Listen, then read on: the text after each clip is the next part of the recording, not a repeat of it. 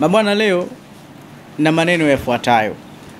Maneno yangu ninayotaka kuyafanya, Allah subhanahu wa ta'ala ametuambia ndani ya Qur'ani, baada ya kutupa sheria nyingi za Ramadhani, anasema uhilla lakum lailatas siyami rafathu ila nisaikum.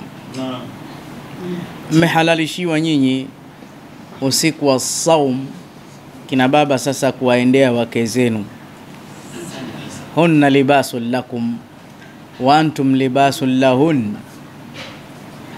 Wao ni nguo zenu na ninyi ni nguo zao.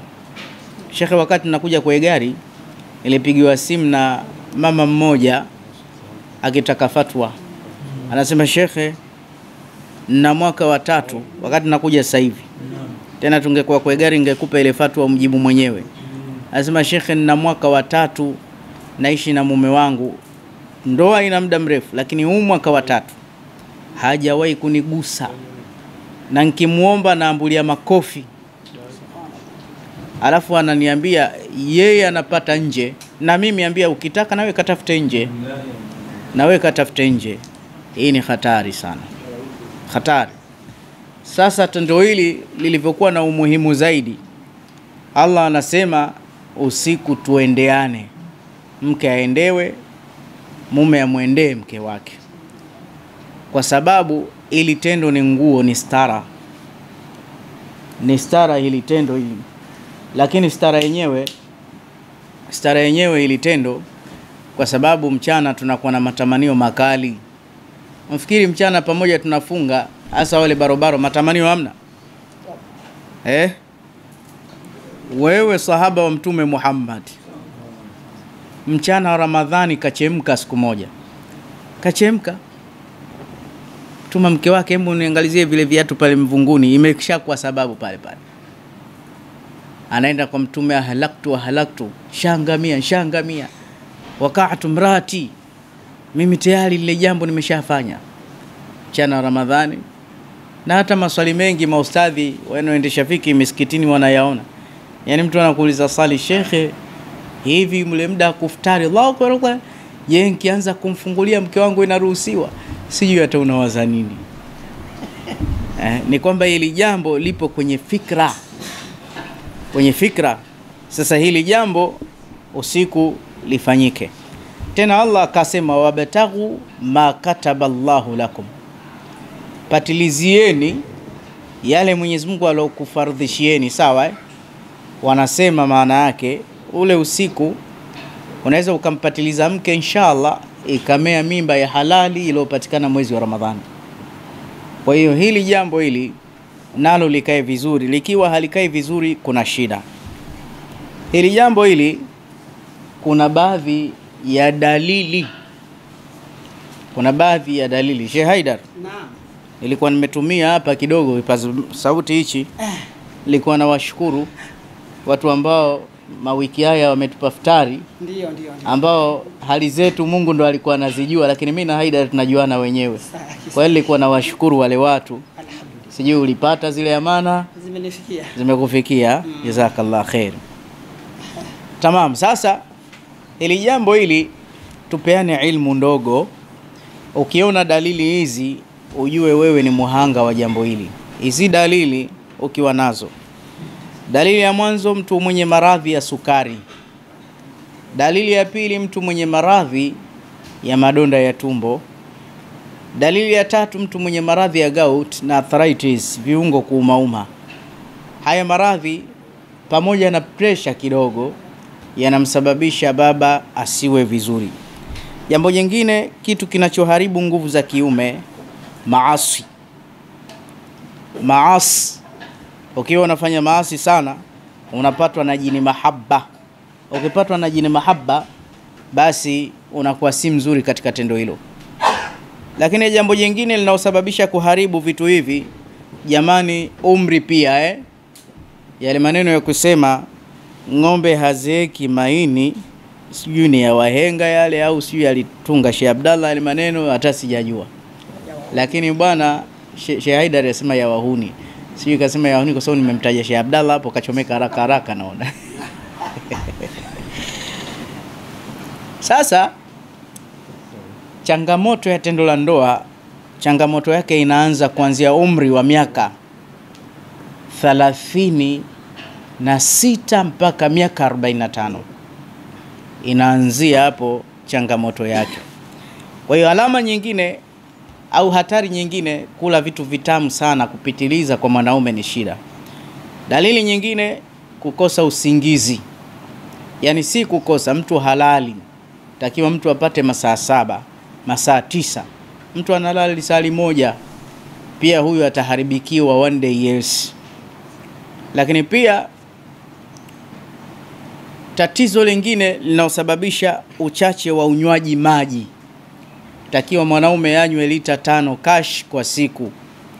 Lakini pia wanasema wataalamu wa leo, tatizo la nguvu za kiume hivi sasa ni tatizo la kisaikolojia wala si la kibiolojia. Stress na ukali wa maisha na vurugu zinasababisha pia watu kutokuwa vizuri. Saikolojia inaua. Angalia, mtu mmoja alikuwa anamuita mke wake, uridu kili firash, mama njoo. Yule mwanamke akamwambia, acha kunisumbua, kijidude chenye hivi kama cha mtoto bwana. Ndio unaambia hivyo? Basi ukishaambiwa hivyo baba, wewe ushakufa zamani. Lakini pia mwanamke kuwa mtata mkorofi. Lakini pia mwanamke kuwa na majini mahaba. Lakini pia na mambo yale mabaya yale ya kujichua kwa mikono yetu yanaondosha nguvu za kina baba. Kwa hiyo ili upate nguvu, jitahidi unakula vyakula fresh. Sio kile chakula cha kujaza tumbo utakuwa vizuri. Miongoni mwa chakula fresh, kula ndizi mbivu, kula parachichi, kula asali, kula mbegu za maboga, kula tikiti maji, hasa zile mbegu zake zile. Wewe ambaye si mgonjwa, ukitumia vitu hivi pamoja na asali, inshallah utakuwa well. Kama ushapatwa na haya majanga, nakupa sasa dawa. Na dalili kwamba mimi nishaanza kupatwa na majanga, dalili ni hizi: kufanya jambo lile bila kusikia raha yoyote ile, kufanya jambo lile kuchelewa kufika, kufanya jambo lile kufanya kwa haraka, kufanya jambo lile kwa hali ya kusinzia ulegevu mkubwa. Hili ni tatizo kubwa. Au kuchoka sana, na ukilifanya jambo lile hapo usingizi unakushuka, wewe tayari ni mtu wa muhanga. Tuna dawa A na B. Zamani tulitengeneza dawa 6. Dawa ya kwanza katika hizo 6 ni dawa inaitwa dhoful jinsia. Hii dawa ilitengenezwa zamani. Hii dawa ilipotengenezwa zamani, Sheikh Abedi, kulikuwa kuna kameramani mmoja akampa jina lake, akawa anamuita zofu jinsia. Akawa anamuita zofu jinsia. Hii ina miti 13 Ni dawa nzuri ya kuimarisha hilo tendo. Inaleta nanashit, inaleta appetite nzuri. Ni dawa nzuri, yani in short, ni dawa imekomboa wengi. Dawa ya pili yake ilikuwa inaitwa Inzal. Inzal ni dawa kidogo mtu anachelewa zile safari zake. Dawa yake ya tatu ikawa inaitwa Tawilun. Tawilun ni ile shida ya vijimaumbile vidogo, kama huyu ndugu yetu tulomtaja aliambiwa hivyo na mkewe. Hii nayo ni heshima. Lakini Tawil si kwamba inakuza yale maumbile vile, yale maumbile yalioathirika kwa sababu ya njia 4. Mtu akiwa hajafanya tendo kwa muda mrefu, maumbile yake huwa madogo. Mtu ambaye amejichua, maumbile yake huwa madogo. Mtu ambaye ameoga maji baridi kwa muda mrefu, maumbile yake huwa madogo. Na mtu alioshikwa na ngiri pia, maumbile yanakuwa madogo. Kwa hiyo akitumia mafuta haya, ambao mafuta mengi ndani yake yapo karibia 16, basi anakuwa sawia. Dawa nyingine hii inaitwa Mathna wa Thulatha wa Rubaa. Ni dawa imechanganywa vitu hivyo ya unga, shiri na nini na ngano. Inamsaidia mtu pia kuongeza nguvu yake. Dawa nyingine inaitwa Maulidatun. Hata kama ana shida ya uzazi, inamsaidia kuzalisha zile sperms. Dawa nyingine inaitwa Nuzulun, kwa ajili ya kuchelewa lakini pamoja na maumbile yake. Hizi dawa muda mrefu zikafanya vizuri, kina baba wamezifurahia. Lakini kwa rehema ya Mungu tulisafiri safari moja Tanga, hatari. tukapanda mlimani, tukakutana na mti unaitwa mshushu wa mbuzi. Ule mshushu wa mbuzi tukaumix na pakanga. Ule mshushu wa mbuzi tukauweka na mvuti na baadhi ya vitu, tukaipata dawa inaitwa Al-Qawiyul Awwal. Tukaona hii Al-Qawiyul Awwal ikikutana na hii dawa yetu ya zamani ambayo inaitwa Dhoful Jinsia, zinamsaidia pia mtu mwenye matatizo ya busha, tezi dume, aka ngirimaji. Hii Al-Qawiyul Awwal, yani ukiinywa ina sifa mbili au sifa tatu. Sifa ya mwanzo inaleta appetite, sifa ya pili automatically inamchelewesha mtu, sifa ya tatu inaondosha tezi dume. Tena ina sifa nne. Sifa ya nne inaondosha malaria na typhoid, inaondosha pia homa na machovu katika mwili. Nzuri sana dawa hii. Na ukiona hivyo chungu kidogo sana. Lakini pia wakati huo huo kwa rehema ya Mungu, hii sasa ni dozi A. Dozi B ni Al-Qawiyul Awwal, lakini kwa ajili ikaja dawa nyingine ita Bilatul Fununi, ukumbi wa fani. Hii dhofu inafanya vizuri, lakini ikaja kupigwa bao, ikapikiwa na hii dawa inaitwa Bilatul Fununi. Material ya mle yapo humu, afu ikaongezwa na ziada. Bilatul Fununi pia ni dawa ya kina baba nzuri kweli kweli. Lakini pia hapo hapo ikaongezewa na dawa inaitwa At-Taghyib. Angalia maajabu sasa. Umeiona hii Mathna wa Thulatha wa Rubaa pamoja na Maulida. Dawa zote humu zimo kwenye At-Taghyib na ikaongezewa vitu vyake. Kwa hiyo ni hatari. Namba 2 ni namba 2 kweli kweli. Sasa hatari zaidi. Kuna dawa hii inaitwa Tawil. Ikaongezewa nguvu na mwegea wenyewe, ni dawa inaitwa Al-Kubra. Al-Kubra ambayo yenyewe ina kazi mbili, inakawiza na inakuza maumbile, ni ya kuchua na ni dawa salama. Lakini hapo hapo ikaongezewa na vidonge vinaitwa Azaide. Azaid kwa ajili ya hisia na maumbile. Ila dawa yake ya mwisho upande huu B, kuna dawa inaitwa Nadhifatun. Hivi ni vidonge ambao baba anakunywa kimoja kila baada ya siku 3, kwa sababu matatizo ya nguvu za kiume yako kama ifuatavyo. Pia uzito ukiwa mkubwa kuanzia kilo 100, mtu anakosa nguvu. Tumbo likawa zito, mtu anakosa nguvu. Lakini masmuma, poison, sumu zikiwa ndani ya mwili muda mrefu, mtu anakosa nguvu. Na tatizo la sumu ndo limetujaa, kwa sababu ukiwa na sumu utasikia dawa inawasaidia wenzio, lakini wewe wapi? Mwili ushakuwa chronic. Wewe lazima utoe sumu. Hichi kidonge kinatoa sumu mwilini. Alama ya kuwa na sumu ni kupata jasho baya. Alama ya kuwa na sumu, mwili unapotea ile nuru, unakuwa kama una makovu uso ule. Yani rangi yako haiko fresh. Alama ya kuwa na sumu, hupati ladha sasa ya chakula na kukosa usingizi au usingizi usiokuisha. Lakini pia jini mahaba aweza akachezea hisia zako. Pia dawa hii inamkimbiza huyo mdudu huyo. Dawa safi sana, ukinywa unakuwa mwepesi na inakupa appetite ya kunywa maji. Dawa A, dawa B zimekwisha, lakini hapo katikati kukatokea dawa ipo katikati ya A na B. Hii dawa nzuri sana hii. Dawa yenyewe inatengenezwa na vitu vya ajabu, vitu vitatu tu. Inatengenezwa na kwato za kondoo, inatengenezwa na ule mkia wa kondoo, afu ndani ya mkia kuna kamfupa kale. Kwa hiyo zile kwato zinapikwa, ni kazi ya siku 1 au siku 2. Zinatoa mafuta zile. Alafu ule mkia unachemshwa kwa utaalamu, unatoa mafuta. Alafu ule mfupa katikati unasagwa, unatiwa kwenye yale mafuta. Alafu yanaungwa na vitu kama mkaratusi. Dawa inakamilika, inaitwa Hurufun. Kazi zake nyingi kweli kweli. Ajibu sana.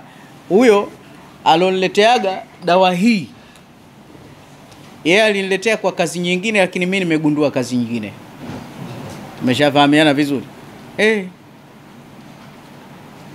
Yeye alikuwa anajua dawa hii kazi yake ni kuweka vizuri maumbile ya kina baba, unene wake kidogo. Kumbe sio hivyo. Hii ni dawa ya hisia kweli kweli na kukawiza.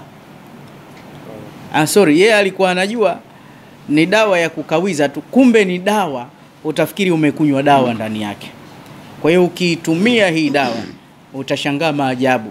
Ilikuwa changamoto yake ni harufu, lakini tumeizibua ile harufu, imepotea, imekuwa inanukia sasa maajabu yake mengine, kuna wale wenye fangasi za sehemu za siri, sasa unapaka kote kule, inaziua mara moja fangasi.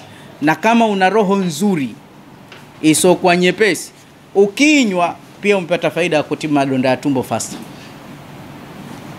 Kwa hiyo mafuta ya kondoo ni tiba kweli kweli, tiba ya ajabu kabisa. Kwa hiyo dawa hii ni kupaka tu, ukipaka hii basi umpata power kweli kweli. Kutengenezeka kwake ndio ni shida kweli kweli. Sasa huwezi kuivuna mpaka siku 2 zinaisha au siku 3, na inatumia siku nzima, ina taklifu. Kwa hiyo yule mtu ambaye ni muhanga wa matatizo kama haya, na usiku Mungu ashatupa ruhusa, uhilla lakum lailatas siyam, basi achukue fungu A na B na hii ya katikati, atumie zote, hazina kuzidi. Anaweza mtu akatumia zote hizi akajistarehesha nafsi yake, na akiona ni nzuri agaie na wenziwe anaowapenda. So matatizo haya yameenea kila upande. Baada ya kuyasema hayo, muda wetu sasa umefika, bado dakika kama 2 hivi tupate kuswali. Tumemaliza alhamdulillahi rabbil alamina. Lakini kama tumemaliza, tutampa shekhe letu Abdurrahman, pengine kuna chochote atasema kidogo. Kama atakuwa hana, basi tutaomba dua. So Ramadhani hii ikipita hivi hapana, pengine shekhe atasema kitu. Mpe shekhe wetu maiki. Lakini kabla hajasema chochote, niwakumbushe watizamaji kwamba mtatumia namba hizi kutafuta. Huduma hii ni huduma ya jamii, tumeisema huduma hii, mtapiga namba hizi inshallah. Lakini sambamba na yote, nisisahau kukumbusheni kwamba pamoja na Ramadhani tiba zetu zote zinaendelea. Kwa sababu miongoni mwa sehemu ambazo hazina uthla ni sehemu za afya. Sehemu za tiba huaga hazina muda maalumu, sababu watu muda wote wanaugua, wanaumwa. Kwa hiyo na visomo vyetu pia vile vile vinaendelea.